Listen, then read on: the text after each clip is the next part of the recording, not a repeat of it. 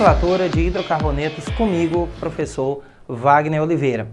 E hoje a gente vai falar de cicloalcanos ou ciclanos, tá ok? Particularidade, a respeito dos hidrocarbonetos cicloalcanos. São hidrocarbonetos de cadeia fechada e saturada. Portanto, o fragmento mais importante, mais expressivo, mais significativo dos nossos cicloalcanos é a sua própria cadeia fechada, tá ok? Com algumas variações, ramificações, mas o fragmento mais importante desse hidrocarboneto especificamente é a sua própria cadeia fechada. E essa cadeia fechada, ela pode ser representada de várias maneiras. E uma dessas maneiras seria essa aqui à minha esquerda. Você representando todos os carbonos e todos os hidrogênios e as respectivas ligações. Entretanto, é comum, é normal, é frequente que essa representação seja feita na forma de polígonos. Então, por exemplo, quando eu tenho aqui uma cadeia cíclica de 3 carbonos, ela é representada por um polígono de 3 lados. Regular ou não, isso não é obrigatório, mas sempre polígonos. Então veja só, uma cadeia cíclica de 4 carbonos, um polígono de 4 carbonos. E eu repito, não necessariamente regular. Aqui, uma cadeia cíclica de 6 carbonos, um polígono de 6 lados, um hexágono no caso. Tá ok? A nomenclatura é muito simples, a nomenclatura é muito direta, a nomenclatura é muito objetiva. Quando um hidrocarboneto de cadeia normal e cíclica, como são esses 3, você simplesmente usa o prefixo ciclo e o nome da cadeia como se ela fosse uma cadeia aberta. Por exemplo, esse aqui, ciclo, para indicar a existência de uma cadeia fechada, e como existem 3 carbonos, eu diria prop, tá ok? Como só existem ligações simples AN, e como se trata de um hidrocarboneto ciclopropano. Da mesma forma, seguindo a mesma linha de raciocínio, se esse eu chamo ciclopropano, este eu chamaria ciclobutano, tudo junto mesmo. Ciclo para indicar a presença de uma cadeia fechada, but 4 carbonos, AN ligações simples, O por tratar-se de um hidrocarboneto. Esse hidrocarboneto de cadeia fechada de 6 carbonos eu chamaria ciclohexano. Aqui algumas variações, ciclohexano, ciclohexano, tanto faz. O que importa é que você leia esse termo e entenda que estamos falando de um hidrocarboneto de cadeia fechada que tenha 3, 4, 5 ou 6 átomos de carbono e assim por diante. Variações.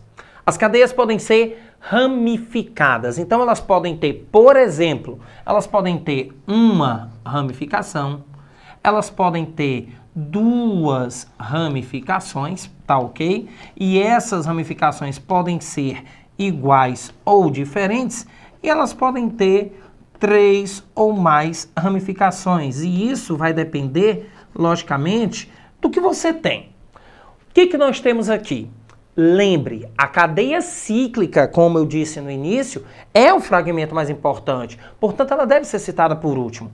E numa cadeia fechada, o ideal, o adequado, o recomendável é que você cite a ramificação e depois o nome da cadeia principal. Então aqui, por exemplo, nós temos uma ramificação somente. Com uma ramificação, não há necessidade de indicar a posição dela. Por quê? Subtende-se que ela sempre estará na posição 1. Portanto, este composto eu o chamaria metil. Não há necessidade de dizer onde encontra-se esse grupo metil, eu repito, cadeia principal cíclica de 3 carbonos, ciclopropano. Este seria o metil ciclopropano, tá ok? Ora, e se forem 2 ramificações ou mais? A cadeia cíclica tem que ser numerada de forma que as ramificações tenham os menores números possíveis. Mas veja bem, se você pegar uma situação como essa, tanto faz eu numerar daqui de cima, dizendo que essa posição é a 1 e que esta posição é a 2, como de baixo dizendo que esta posição é a 1 e que esta posição é a 2.